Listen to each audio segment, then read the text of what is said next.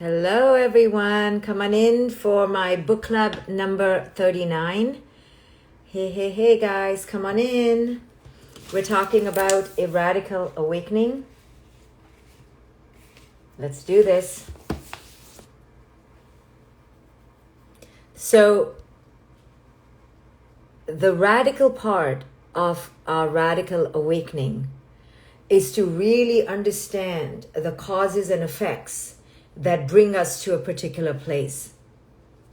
And the real healing occurs in our life when we're able to take brutal accountability for the causes and effects that brought us to a particular place.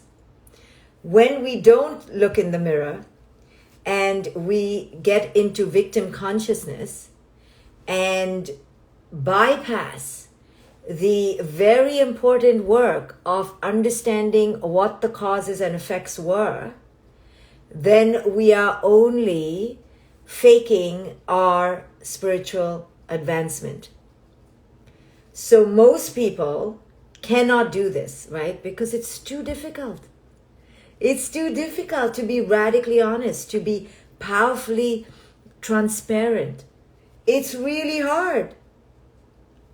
Because the ego, the false self that was created to preserve our sense of worth, the fake sense of worth from the fake persona, is too rigid. So it's really hard for us to break down the false ego. So many of us think we are breaking down the false ego, but we're actually more in ego. So you see this a lot with people who have a lot of narcissism, a lot of entitlement, a lot of privilege. They simply don't understand. So you see this a lot in white supremacy, where the person of privilege is absolutely disconnected from the awareness of their privilege and how those who are quote unquote victims of a racist system feel. So the white supremacist says things like, oh, just get over it, oh, pull yourself up by the bootstraps, and how can you be so angry, and I shouldn't be blamed for that, and you need to do that. And they point fingers on how the victim needs to feel. And because victim bashing is so common, and because we're so ashamed to be victims, we cower, or the person who is the victim of slavery or racism or the patriarchy cowers and blames themselves. Women do this so often. But I'm talking about women being perpetrators to themselves and to others. Not just the men, the human, the unconscious human. So I use the example of white supremacy just to give an example of how the white supremacist system is unable to look within to truly conduct reparation.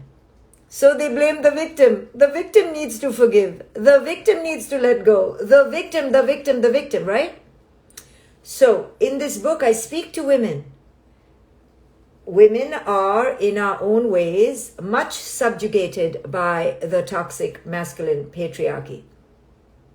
But I tell women, don't blame yourself. Don't blame the other either. Look at your own co-creation of your own causes and effects and enter a state of brutal honesty as to how you participated in your causes and effects. Now, if you're speaking to somebody who's pathological, if you're speaking to a narcissist who is pathologically narcissist, don't expect them to do the work. Don't expect them to understand what this brutal honesty and brutal accountability is all about. So if you right now are expecting the partner in your life or the friend in your life or the ex in your life to take brutal accountability for what they have caused in your life, don't do it. Because you will stay mired in their pathology. Some people are severely pathological And their life will mirror that. You don't have to worry. Your greatest power comes in looking at your own causes and effects, but honestly and truly moving out of it. Not because you're being asked by culture to get over it, but because you want to get over it. Because tethering yourself to pathology is never going to be beneficial. So I encourage women here, don't wait for men. I encourage people of color, don't wait for the white supremacy to change. We have to do it ourselves. The oppressors never will change. People in the privilege will never change. And your pathological ex or your pathological friend or your pathological colleague will never change. Why would they change? They're pathological. So you need to recognize the pathology of the system that you're dealing with. The system could be a child, the system could be a parent, the system could be an ex. What system are you dealing with? What level of consciousness do they have? Can they take brutal accountability for their causes and effects? No. Trust me, no. So you don't wait for them. You wait for your own rising and you release yourself from that pathology. So for women, it is releasing themselves from toxic masculinity. For people of color and black people in particular, it is releasing yourself from white supremacist attitudes and understanding the system is inherently not in their favor. For the earth, if the earth could speak, is to understand that humankind is very unkind. It's human cruelty to the earth. And the earth is just defenseless, right? So those who propose power and support for the earth will understand that we are working in a capitalist system that scourges on the earth. So we have to understand the system you're working with, the level of consciousness around the person or the system. And if you are a person who is awakening, your greatest awakening and power comes from understanding the pathology you're dealing with. Where is the other on their level of consciousness? And you need to know it. They don't need to know it. The one who is pathological can never know it. They're really ill. They're really delusional. And the harm they do is evil from delusion. You cannot change evil pathology. You can only recognize it and move away from it. So your cause and effects in your life need to take into account the other's pathology, the other's level of consciousness, and discern where are they at. And then create your own narrative, which involves either moving toward or moving away from that person, depending on their level of pathology. Elizabeth, it's your birthday present. The book is your birthday present. Happy birthday. So, part of our awakening is to have brutal honesty about our own causes and effects. And when you have brutal honesty about your own causes and effects, you have brutal honesty in others. You see it in others. You understand where others are on their level of consciousness. And the sad thing is that as you awaken, you see pathology everywhere. And it can be really scary. But wisdom doesn't take you to fear. Wisdom takes you to recognition, to awareness, and action based on this awareness. So when you see pathology in another, then you make a choice. How do you want to divorce that pathology in your life? Are you going to play your old patterns and engage with pathology? Or are you going to understand that you don't play with pathology because pathology is really tragic, and you allow the other person to be pathological and to deal with the causes and effects of their own life? Let me reassure you as a therapist, I have never seen anyone's pathology go unacknowledged by the universe. By the universe, I mean by their children, by their own health, by their own culture, by their own society. So don't worry. Because sometimes when someone does us wrong, we're like, oh my goodness, the whole world needs to know. Don't worry. The whole world does know. And the whole world will know. You don't have to worry. You have to focus on your own participation in pathology or lack of pathology. And as you get clearer about your own patterns, and as you enter wholeness, you divorce from pathology. You have no interest in pathology. And guess what? Even though pathology knocks on everyone's door, when you make empowered choices to divorce from it and release it in your life, only abundance comes. True abundance. Not superficial, not short-term, but deep, long-term abundance. So your task as an awakening human being is to look at your own narrative and brutally take charge for your pathology. How have you violated principles of ethics or morality or humanness or justice? And only you can answer that.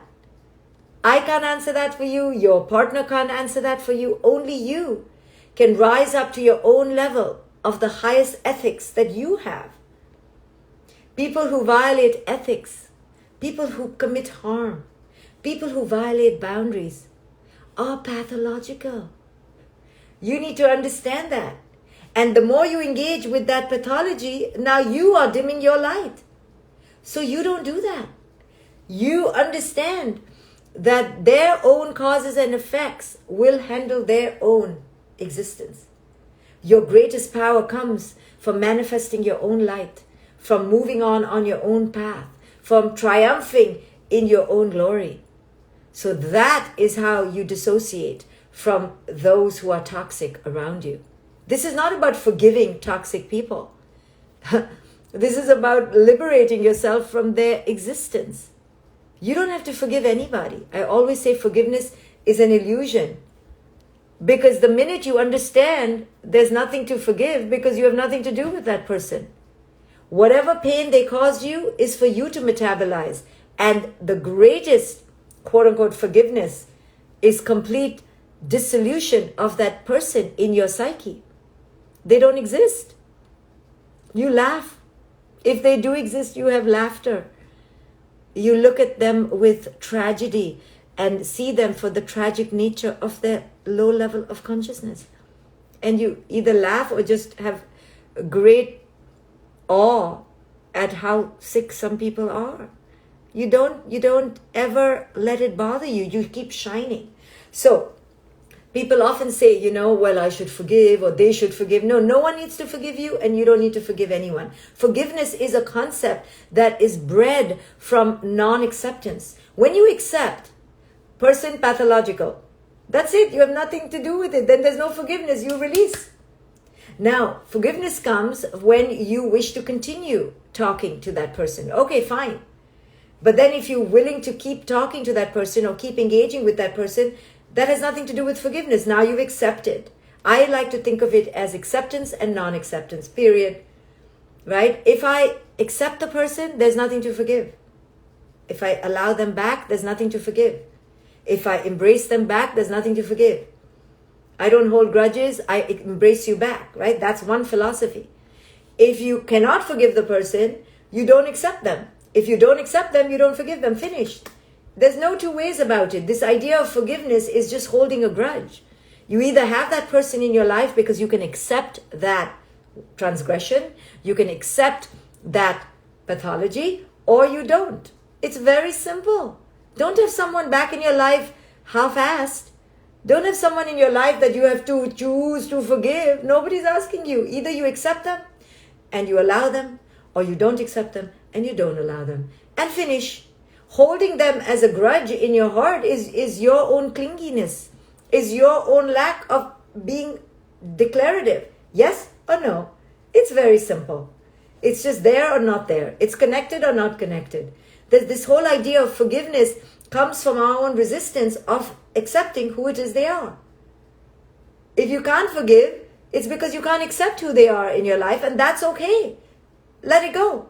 If you can forgive, that means you can accept, then they're in your life. Finish. There's no big deal about arriving at forgiveness. You either accept or you don't accept. You allow or you don't allow. End of story. People are like, I have to work on forgiveness or please forgive me. No, it either is or isn't. This is how it is with authenticity. You either feel connected or you don't. It's very simple. So this whole idea of, forgive me or I need to forgive comes from mental impurity, comes from mental stagnation, comes from mental immaturity. When you rise to wisdom, there's no such concept of forgiveness. I accept or I don't accept. I get it or I don't get it. I allow or I don't allow. So don't think you're some big grand savior if you forgive. And don't think you're some, tortured human being if you don't forgive. Reframe it to, do I allow and accept, or do I not allow and do not accept? End of story.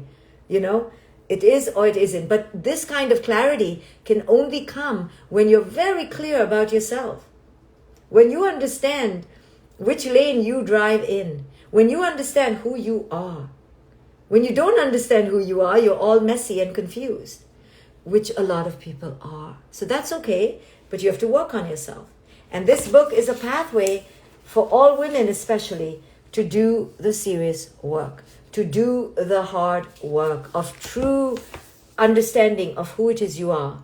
When you accept and understand who you are, then if you have caused harm, you know you've caused harm. If you have caused harm, then you work on repairing it, or you bullshit yourself that you haven't caused harm. Only two choices. If you haven't caused harm in your life and the other person projects harm on you and you truly haven't caused harm, then you know who you are. So all clarity comes from the lack of mental delusion about yourself. But many of us live in great mental delusion about who it is we are. And because we live in mental delusion, we think we are victims when we're not. And we live in victim consciousness. Now, there are true victims. People who have been physically abused, emotionally abused, financially abused are victims. Bernie Madoff, who did this big Ponzi scheme and scammed so many defenseless people of their life savings, was a financial criminal and a financial abuser. Those people are victims. People who have been either direct inheritors of the abuse of slavery or indirect are victims. Many people of color are victims right now. Indigenous people, LGBTQ++++, victims. There is such a thing as a victim. And our culture likes to victim blame. It allows us to absolve ourselves of I'm on a video. I need to just tell this person. It absolves ourselves of the shadow of the work that we have to do. So victim blaming is very common. However, many people who are not victims think themselves as victims. So again, it gets very confusing until you know who you are. So you have a lot of people, if you blame a white supremacist, they'll be like, I'm a victim of racism. White supremacists cannot be victims of racism.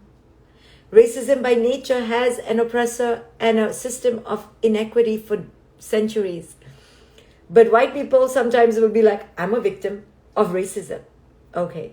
So you're a victim of your own defenses, So again, it gets very confusing for people because a lot of people cannot look in the mirror. So again, you have to really understand where you have or are being a victim truly, and how to speak up for your rights, and how you may be in victim consciousness where you are clinging to the role of victim. So I explain this a lot in my book, and I help women to understand where they fall on the continuum. You could have been a victim 10 years ago, but still, I'm getting so many calls today. So when you are unaware of who you are, it all gets blurry. And that's why a book like this helps you to clarify your own causes and effects so that you can ground yourself in your own lane, in your own narrative, so you can understand who you are and ground yourself in that awareness so you don't get swayed by the pathology of other people. This takes tremendous commitment. This takes tremendous inner work and takes a lot of courage. But you can do this. It's difficult to look in the mirror and see your causes and effects. It's difficult to take responsibility for your pathology. It's difficult to say, you know what? I have caused harm. It's difficult to say, I have been the victim of harm. But clarifying yourself and integrating who it is you are with the help of a therapist or coach or somebody seasonal, not somebody who's enabling you, is the way to move forward. And let me tell you, when you begin to understand who you are, your entire life illuminates. Your entire life becomes incandescent with a radiance that is a reflection of your own inner wisdom. Wisdom shines. Wisdom is undeniable. Wisdom gets reflected on every surface of your life. Doesn't mean shitty things don't happen to you. Oh, they do. But you have the clarity of your inner diamond heart to thwart the pathology and transcend the negativity and arrive at a place of great creativity, great power, and great truth. Wisdom has the capacity to purge the crap in your life and take you to an elevated place. This wisdom is what no one on the outside can give you. It only can be cultivated by you, by doing the hard work. Wisdom is never borrowed. It is never wrapped in pretty paper. It is never made up, never injected with steroids. It is something that is cultivated, and it works from a deep inner organic place. It doesn't need an audience. Hey, see me? See me?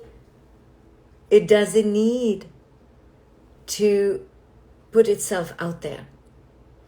You can arrive at this wisdom, but you cannot arrive at it simply by wanting it, simply by listening to me, simply by thinking it and putting it on your vision board, or saying big fancy words.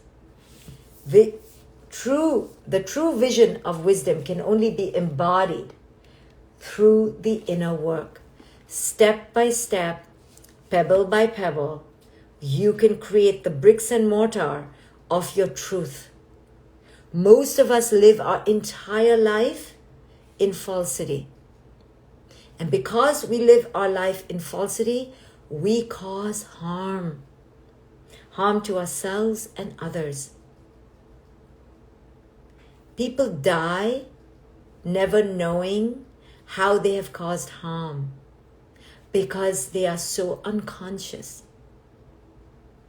You need to not be one of those people.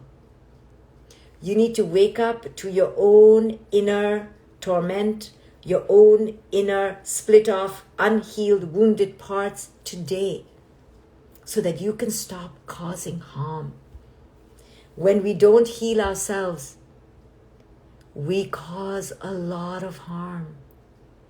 We cause harm to ourselves, harm to our children, harm to people who come in our lives, harm to our earth. All of the earth is bleeding because of the wounds of human unkind. I can't call us humankind, sorry. Human crap, human psychosis. So, if you want to be a true renegade healer, stop talking too much. Stop posting videos. Stop going out there and talking about yourself. Go inward and do the hard work. Either you're teaching wisdom or you're being wisdom. You're not talking about yourself. Whenever somebody talks about themselves, that's not wisdom. That is me, look at me, do you see me? That's not wisdom. True teachers of wisdom and true students of wisdom either are talking wisdom or absorbing wisdom. So do that. When you enter wisdom, you touch upon the highest level of self-worth and self-love. When you do that, it's not just about you.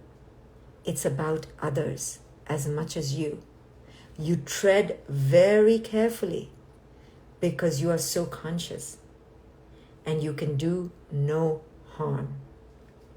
And you also don't allow people to do harm to you from within. They may take your book and take your shoe and throw a shoe. That doesn't matter. That doesn't touch the diamond inside. When you have true wisdom, no one can touch the diamond inside. In fact, the diamond becomes more radiant. That is wisdom. Okay, people, get the book. I will see you when I see you. Shine, shine, shine, but only when you have polished all the scars, taken out all the blemishes. True radiance doesn't just happen. It's a work in progress.